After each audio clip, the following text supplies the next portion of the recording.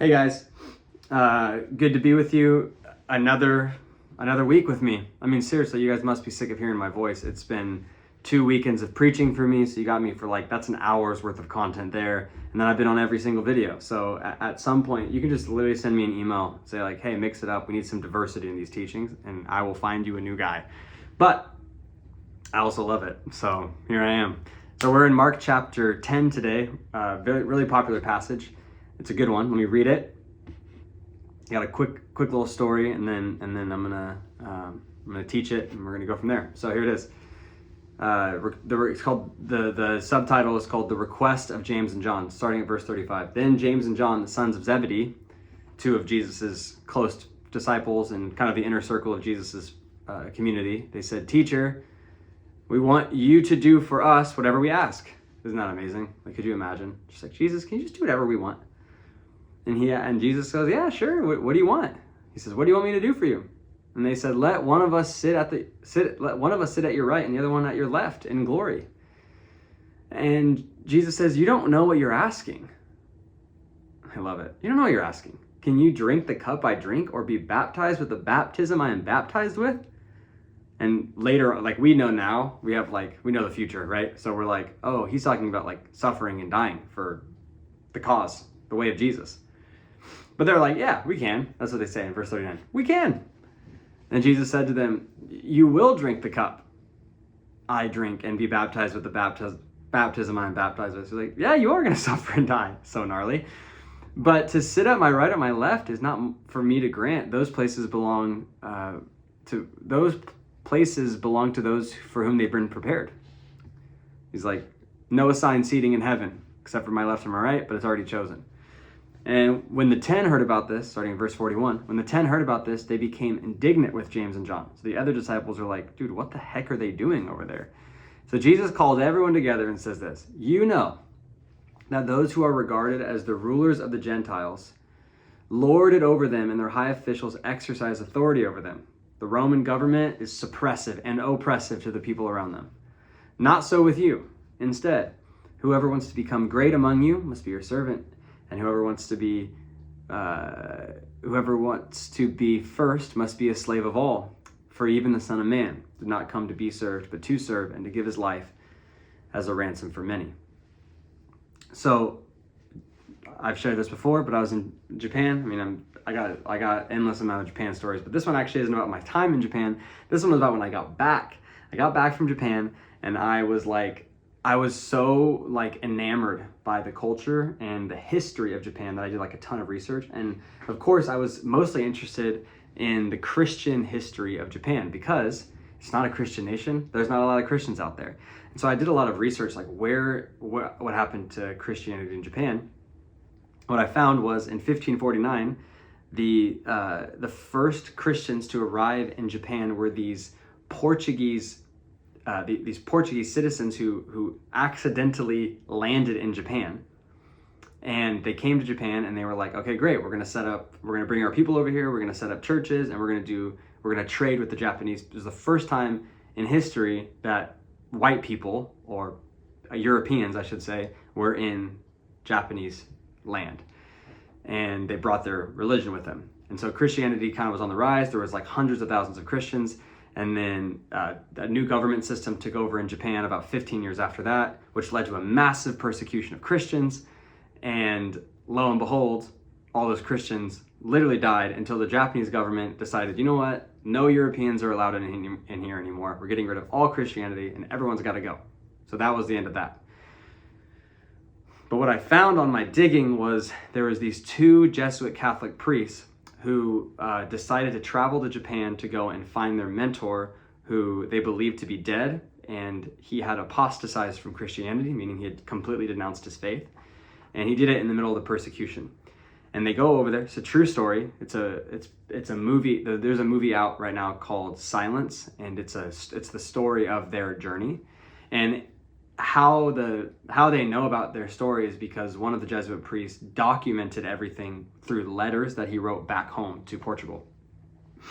And in the letters, he talks about a lot of things. Talks about the way that the people are treated. He talks about what's going on in the Japanese government system. He talks about the the way of life of the Japanese people. But he says this one thing that I thought was really interesting, and it was so human. I loved it. Like, it was just such a human response to what he was experiencing. And what he said was this. He basically, in the letter, was saying, he said, it's just so easy for us, for me, for the Jesuit priest. He says, it's so easy for me to love my neighbor and to love those around me whenever they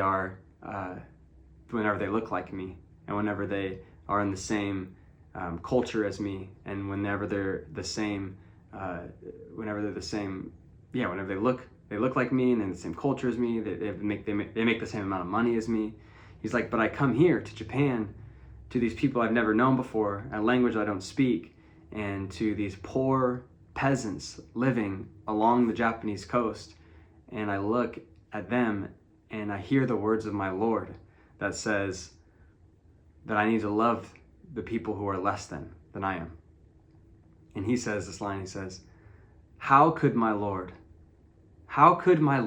love people like this? And that's the picture right there that I want you to imagine. How could Jesus tell me to love people like this? Like, think about someone who's not like you, who looks different than you, who's, whatever, your enemy, you're someone who's less than you, so to speak, and they just aren't your culture. They aren't your standard. They aren't your normal person that you would encounter, right? Like, for me and for you, I think it's really easy to love people who look like us. It is. It's a lot easier. Like, when I go to I go to my nephew's soccer games, Mustang soccer, it's like everyone looks like me. It's like, yeah, it's a little bit diverse out there. You got people of all shapes and sizes and colors, but they all look like me. Meaning, like, their kids are playing soccer, and we live in the same area, and they're friendly, and they're American. They kind of look like us, they act like us, they talk like us, and they're rich like us, right? Literally. And so it's like we're looking at them, and it's like, oh yeah, it is easy to love people like that. But what's more difficult is loving people who don't look like that. More loving people and caring for people who don't look normal to us, right? Who don't seem normal to us. And what Jesus does here in this passage is, like, he calls out this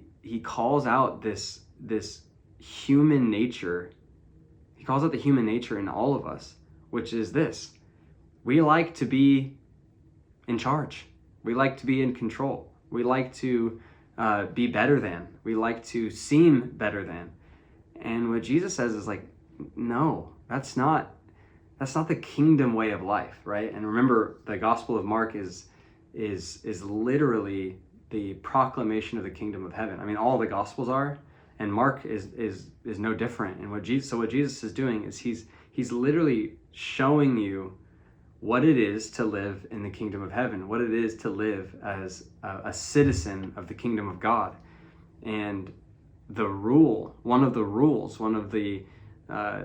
ways to do that is this right here: whoever wants to become great among you must be your servant, and whoever wants to be first must be slave of all. And so I'm thinking about my own life, and I'm thinking, like, how can I become a better servant to the less fortunate? How can I become a better servant? Maybe not even the less fortunate. How can I become a better servant to someone who is on the same playing field as me? Because that is the kingdom quality. And Jesus goes on to say, hey, look, I do that. Like, even me, the Son of Man, I did not come to be served. Just think about the grandeur of what he's talking about. Like, I literally left the throne of heaven, the throne that you're talking about, that I sit down at, that you want to sit next to me on. I literally left that throne, came down to earth, and served you. Jesus is looking at his 12 disciples like, you guys are just mere fishermen. You're peasants. And I'm sitting here serving you. And so he's like, but do you see what it does in me? What Jesus is saying. You see what it does in me. It makes me great. It makes me first. It makes me elevated in the eyes of God.